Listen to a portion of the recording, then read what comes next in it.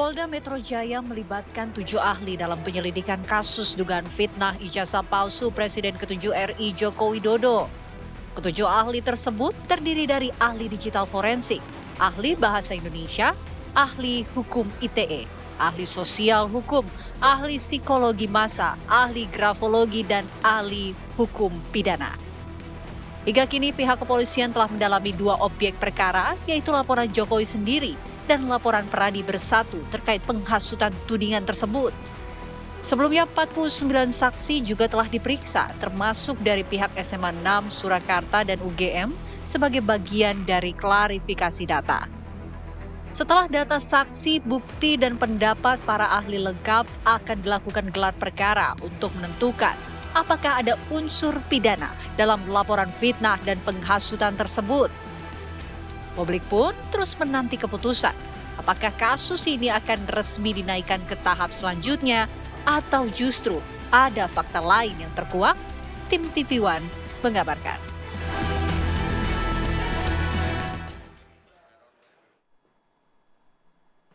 Ya, Andi Kumala, kurang 4 ahli lagi untuk membentuk kesebelasan sepak bola. Jadi sudah sebanyak 7 ahli yang dipanggil oleh pihak kepolisian untuk dimintai keterangan begitu ya terkait kasus ijazah asli atau palsu Pak Jokowi. Nah, Philip nggak dipanggil sebagai ahli? Saya ahli kubur. Ahli pantun kan Anda ini. Dan kita akan bahas nih, kenapa sampai harus 7 ahli yang bersaksi dalam kasus ini. Sudah hadir di studio narasumber kita, ada Bang Rifai Kusumanegara, kuasa hukum Joko Widodo. Selamat pagi, Bang Rifai. Selamat pagi, Bang Rifai. Selamat pagi, pemirsa. Selamat pagi. Kemudian ada Pak Irjen Pol Purnawirawan Arianto Sutadi, penasehat ahli Kapolri. Selamat pagi, Pak Ari. Pagi, Pak Ari. Selamat pagi. Sehat, Pak Ari ya. Alhamdulillah. Oke, di ujung sana ada Bang Ahmad Kosinudin, Siap. advokasi, kriminalisasi, dan akademisi. Selamat pagi. Selamat pagi, Bang ya. Ahmad. Pagi. Assalamualaikum, pemirsa. Waalaikumsalam. Saya mau tanya Bang Rifai dulu. Bang Rifai, kalau memang ijazah Pak Jokowi ini diyakini asli, kenapa harus sampai melibatkan 7 ahli untuk membuktikannya dan menghabiskan energi sebanyak itu? Sementara Bang Rifai pernah mengatakan bahwa membuktikan ijazah asli itu sederhana sebenarnya autentikasinya. Bagaimana, Bang? Oke, jadi kalau untuk ijazah, dalam pandangan kami sudah clear. Sudah ada 2 direct evidence yang sampai hari ini belum bisa dibantah oleh siapapun. Yaitu pertama, pernyataan dari Kepala Satuan Pendidikan dalam bahasa Undang-Undang Sisdiknas, yaitu yang menerbitkan, karena memang menurut kaidah putusan Mahkamah Konstitusi maupun Undang-Undang Hukum Positif, pihak yang bisa menyatakan seseorang alumni atau tidak atau menerbitkan ijazah hanya satu, yaitu Kepala Satuan Pendidikan, dalam ini UGM. UGM secara terang benderang sudah menyatakan ini sah. Dari evidence kedua adalah Baris Krim Polri, yang sudah melakukan puslapor ya, di mana mereka dengan para ahlinya ya, tentunya ada ahli kimia, ahli fisika, semua melakukan penelitian terhadap kertas yang bersifat analog dan sudah dinyatakan ini identik. Buat kami ijazah sudah clear. 2 dari evidence ini belum bisa dipatahkan. Dengan cerita apapun belum bisa. Tapi kan secara kekuatan hukum belum bisa dibuktikan bahwa ini semua akan digiring ke pengadilan nanti. Di laporan polisi kami. Ya. Jadi berarti kan sahnya atau identiknya masih dari versi Pak Jokowi begitu kan? Mungkin dari versi hukum. Versi hukum. Karena yang saya bilang memang berbagai putusan Mahkamah Konstitusi menyatakan cukup tanyakan kepada instansi penerbit ijazah. Nah, justru ini kalau puslapor menurut kami ekstra untuk lebih menguatkan. Nah, kembali ke pertanyaan Mbak Mala tadi. Kenapa ada 7 ahli? Ini 7 ahli nggak ada kaitan dengan ijazah nih. 7 ahli ini adalah untuk menguatkan laporan kami. Kami kan melaporkan ada 310, 311, 27, 32, dan 35 ITE ya. 310 itu penghinaan, 311 fitnah, 27 itu penghinaan atau fitnah yang dilakukan di dalam teknologi informasi, 32 rekayasa teknologi, 35 penggunaan data informasi teknologi tanpa izin. Nah, ini untuk mengurai ini ya. Apakah yang kami laporkan itu memasuki pasal ini? Contohnya tadi kan ada ahli bahasa. Nah, dia akan melihat apakah ini masuk ke kategori fitnah, apakah masuk dalam kategori pencemaran. Ahli bahasa nih yang akan menjelaskan. Kedua, apakah ini masuk ke pasal 32 dan 35? Ahli digital forensik nanti yang akan menyatakan. Ya. Apakah ya kembali lagi kan waktu itu yang kami laporkannya fakta loh, 27 objek yang kami lihat di sosial media, termasuk adanya sebuah penggunaan aplikasi ya, dari digitalnya versi ijazah, tahu-tahu kesimpulannya adalah palsu. Bahkan dianggap ini miliknya Dulmatin. Wah, ini kan cukup menarik ya. buat Pak Jokowi bagaimanapun beliau meyakini beliau yang kuliah, beliau mendapatkan ijazah dari UGM, lalu ada sebuah aplikasi yang bilang bahwa ini palsu bahkan milik Dul Matin, tentunya di challenge. Siapa yang bilang begitu? Masuk dalam penyelidikan, nanti akan dipanggil oleh penyidik tentunya. Belum diketahui berarti atau sudah di dalam laporan kami sudah uraikan faktanya, tapi kami lagi-lagi karena kami menghormati asas praduga tak bersalah, maka kami tidak mau menyebut nama. Inisial? Ada beberapa disebutkan, tapi biarlah nanti yang berkembang. Mungkin di sosial media bisa dilihat ya. Intinya adalah kami mau men-challenge apakah benar kemajuan teknologi informasi itu bisa membalikan sesuatu yang benar menjadi palsu. Buat kami challenge. Karena kalau ada teknologi seperti ini harus dikejar. Apalagi ini tentunya membuat fitnah bagi Pak Jokowi dan fitnah ini lebih kejam dari pembunuhan loh dalam kaidah agama. Jadi nggak main-main juga ya. Kita betul-betul ingin ini dibuktikan. Saya mau minta tanggapan Mbak Ahmad. Apa yang dilakukan dan diupayakan oleh tim dari Jokowi ini kenapa selalu dikaitkan dengan narasi jahat oleh Pak Roy Suryo? Trik jahat lah dengan hilangnya dokumen di perpustakaan Yogyakarta. Ya sebenarnya lagi-lagi ya, kalau kita konsisten menghormati asas hukum, terutama presumption of innocence, asas praduga tak bersalah, semestinya sampai hari ini tidak muncul klien kami Roy Suryo dan kawan-kawan itu muncul dalam pemberitaan sebagai terlapor dan seterusnya begitu. Bahkan di penyidik pun sampai hari ini belum muncul siapa yang terlapor, masih dalam lidik. Makanya inisial pun sampai hari ini kami tidak tahu. Tapi itulah apa yang harus dialami oleh klien kami terima, namanya sudah begitu rupa, dianggap melakukan kejahatan yang luar biasa, padahal hanya melakukan penelitian, penalahan terhadap sebuah dokumen, yang kesimpulannya boleh saja berbeda dengan yang lain. Saya ingin tanggapi ya, 7 ahli tadi kan, tema kita kan itu ya. Kenapa kok sampai 7 ahli? Saya justru melihat, membaca, ini penyidik ragu. Nggak percaya diri dengan kasus ini. Maka butuh keterangan 7 ahli untuk memastikan bahwa suatu tindakan yang sebenarnya bukan pidana, dia berusaha menggiring menjadi pidana. Padahal kalau penyidik konsisten dengan asas hukum, walaupun ini bagi hakim ya, tapi ini juga bisa berlaku bagi penyidik di tingkat penyelidikan dan penyidikan, karena keputusan kasus ini naik atau tidak, hakim itu penyidik. Berhenti atau tidak, itu hakimnya penyidik. Makanya harusnya hari ini ya, penyidik menggunakan asas hukum in dubio pro reo. Kalau ragu-ragu, lepaskan. Maksudnya begini, kalau ragu-ragu sebuah tindakan itu apakah dianggap sebagai penghasutan, ya sudah lepas saja, jangan memaksakan mencari ahli bahasa untuk memasukkan keterangan orang di dalam sebuah podcast atau dalam wawancara media yang sebenarnya itu adalah bagian dari kemerdekaan menyampaikan pendapat, apalagi pendapat berdasarkan ilmu, ditarik seolah-olah ini menjadi penghasutan, ditarik-tarik seolah ini kabar bohong, ditarik seolah-olah ini menjadi pencemaran, ditarik seolah-olah ini menjadi fitnah, ditarik seolah-olah ini menjadi suatu tindakan yang dianggap melanggar undang-undang ITE. Jadi kalau saya lihat ini modus operandi mirip seperti kasus Bambang Tri. Nah, contoh ya pasal dulu, saya yakin nih kalau masih ada pasal 15 ayat 1 Undang-Undang Nomor 1 Tahun 46 tentang kabar bohong, pasti itu yang dipakai. Karena ancamannya lebih seksi, 10 tahun. Tapi di laporan, 5 laporan yang dikonsolidasi oleh Polda, itu pakai pasal 28 ayat 3. Substansinya sama, kabar bohong. Tapi di situ ada syarat, yakni menimbulkan kerusuhan.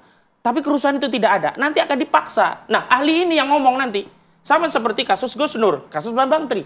Dulu kena pasal 15 ayat 1 Undang-Undang 1 Tahun 46 itu kan harus ada unsur menerbitkan keonaran di kalangan rakyat. Kan nggak ada keonaran saat itu. Nah, ahli inilah yang dipakai. Apa coba? Perdebatan di sosial media pro kontra itu dianggap keonaran di kalangan rakyat. Lalu seolah-olah unsur pidana kabar bohong yang menerbitkan keonaran di kalangan rakyat itu terpenuhi. Berdasarkan apa? Pendapat ahli. Akhirnya apa? Kasus ini tidak lagi diadili berdasarkan bukti, diadili berdasarkan fakta, tapi diadili berdasarkan opini. Opini siapa? Opini ahli-ahli ini yang disiapkan. Tapi kan fakta-faktanya sedang dalam pembuktian. Justru faktanya nggak ada, datanya nggak ada. Contoh, kan Ade Arif Sam yang bilang, Kombes, yang menyatakan ditanya oleh media, ini buktinya fotokopi atau asli? Fotokopi. Berulang kali fotokopi. Mana ada nilai pembuktian ijazah fotokopi dalam sebuah proses? Harusnya kalau memang fokus mau menegakkan hukum, mencari kebenaran, menegakkan keadilan, bukti itu yang disita, bukan nyari-nyari ahli. Saya contohkan ya, misalkan nanti ahli psikologi massa, ahli psikologi forensik, ahli yang katanya nanti ada ahli bahasa. Bahasa-bahasa yang sifatnya umum itu akan ditarik ke dalam unsur pidana. Nah, disitulah proses kriminalisasi yang terjadi. Sebenarnya ini penyidik ragu. Ragu, kalau nggak ragu, misalnya kasus pencurian ya, benar-benar kejahatan ya, orang mengambil barang sebagian atau milik orang lain yang bukan miliknya, ada barang buktinya, ada saksi, cukup. Oh, ini kamu nyuri, kamu jahat. Lah ini karena perlu polisi ragu, cari pendapat ahli. Ahli itulah yang nanti untuk dikonstruksi melakukan kriminalisasi terhadap klien. Pak Ari, begitu. Polisi ragu katanya. Ya itu katanya dia kan. Katanya dia polisi ragu kan gitu ya. Ya. Nah ini mungkin kalau orang yang nggak tahu, ya sama juga yang lain juga ikut-ikut gitu, ragu-ragu. Makanya saya akan terangkan ini ya. Saya sebagai penyidik ya. Oke. Ini kasus ini ya, sebetulnya simpel kan. Pertama kali dituduh, ada orang menuduh ijazah palsu tanpa bukti apa-apa. Ya. Dan dia tidak pakai praduga tak bersalah. Belum dibuktikan bahwa itu palsu, langsung ngomong itu palsu. Dan ditebarkan di semua orang. Ini melanggar praduga tak bersalah. Kalau kita lihat-lihat hak ya. Ya. Nah, terus karena cara menuduh itu diramaikan di publik, sehingga kan timbul heboh kan. Ada orang yang tercemar, Pak Jokowi tercemar. Ada orang yang mengatakan bahwa itu ujaran kebencian, ada itu provokasi dan sebagainya. Itu yang muncul di publik-publik masing. Seperti prediksi saya dulu ya begitu. Begitu saya duduk sini dulu. Ditanya, apa sih masalahnya? Ini masalahnya sebenarnya simpel. Masalahnya tuduhan ijazah palsu. Tapi cara menuduh itulah yang menimbulkan pidana-pidana baru. 6 laporan yang masuk ke polisian. Ya, gitu, itu saya dulu hanya prediksi, saya pikir ya polisi begitu dilapori ini pencemaran nama. Ya. Tapi begitu cara mencemarkannya pakai bagaimana gitu ya. Jejak-jejak digital itu menunjukkan ada ini track pidana ini, gitu kan. Saya kira dulu penyidik akan mengembangkan itu, ternyata bukan. Ternyata pelaporan daripada orang-orang yang luar nambah itu tadi. Jadi penyidik sekarang mudah. Karena apa? Dia menyelidiki dua akses itu tadi, dua aspek. Satu aspek apakah membuktikan ijazah ini palsu atau tidak. Ya. Yang satunya lagi apakah menuduhnya itu termasuk sebagai ujaran kebencian apa-apa dan sebagainya apa tidak. Masalahnya cuma begitu saja ini sekarang ini yang terjadi ya gitu. Nah, sekarang dalam teori pembuktian ya gitu ya. Kalau tadi ijazah palsu itu mudah sekali karena sudah ada pakemnya. Kalau ijazah itu apa istilahnya yang lawan katanya digital apa saya lupa lagi. Analog gitu. Analog itu ya dari teori pembuktian dari sejak dahulu ya. Itu caranya adalah siapa yang mengeluarkan data-data dokumen yang apa di sana. Tambah lagi saksi-saksi yang ini. Proses ini dan sebagainya itu semua cukup. Itu. Tapi kelihatannya Polda Metro Jaya menganggapnya juga tidak semudah itu, Pak. Karena nah, nanti dulu, saya belum selesai ceritanya. Itu misalnya cukup. Ya, tapi kemarin kan ditambah dengan lapor dan sebagainya itu nggak apa-apa. Untuk pembuktian ijazah seperti Pak Rifai bilang, pas sudah selesai. Nah, sekarang tinggal pembuktian yang itu tadi, yang diduga apakah ada provokasi, apakah ujaran kebencian dan sebagainya itu tadi ya. Nah itu kalau zaman dulu waktu saya dari penyidik awal-awal KUHP ini ada ya dulu. Itu yang menafsirkan unsur-unsur pidana itu dulu cukup penyidik. Oh ini melanggar bahwa orang ini berniat membunuh, orang ini apa, gampang menafsirkannya. Tetapi kalau undang-undang ini, ujaran kebencian dan sebagainya ini, terjadi penafsiran yang berbeda-beda. Berarti 7 ahli kebanyakan dong Pak? Bukan. Jadi gini, unsur-unsur yang masuk di dalam ini tadi, kelompok sini tadi itu ya, itu penafsirannya itu sangat susah. Tidak bisa ditumpukan kepada penyidik. Makanya penyidik manggil saksi-saksi itu. Karena hanya saksi ahli itulah yang bisa menentukan apakah ini termasuk dalam pidana apa tidak, memenuhi unsur apa tidak. Nah, publik kan boleh saja tadi mengatakan wah ini enggak gitu. Enggak bisa dimasukkan ke situ. Itu katanya orang kan, tapi katanya yang sebagian ini yang melaporkan ada. Nah, justru itu maka dipanggillah saksi ahli itu.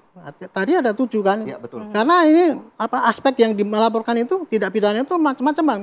Ada aspek digital, ada aspek mengenai bahasa, ada aspek lagi mengenai grafologi. Pokoknya semua pers. Ya. Berarti ini bukannya suatu keraguan, tetapi justru untuk memperkuat. Ya harusnya memenuhi perkembangan zaman. Karena hakim ya nanti nggak percaya sama penyidik. Wah ini ujaran kebencian. Hakim nggak akan percaya itu, dia akan pasti panggil ahli dah. Ya kriteria ahli itu ya. Yang diambil itu harus ada kapasitasnya, resmi apa tidak. Disitulah maka sekarang dibutuhkan saksi ahli itu. Jadi kenapa ini lama itu tadi? Karena memang supaya nanti tidak sampai terjadi lagi ya. Disangkanya penyidik kok prematur. Menyatakan ini gini gitu kan. Nah, itu kira-kira yang terjadi sekarang ini ya. Oke, nanti kita minta tanggapan Mbak Ahmad betul. ya, tapi kita harus jeda terlebih dahulu. Jangan kemana-mana pemirsa, tetaplah di Apa Kabar Indonesia Pagi.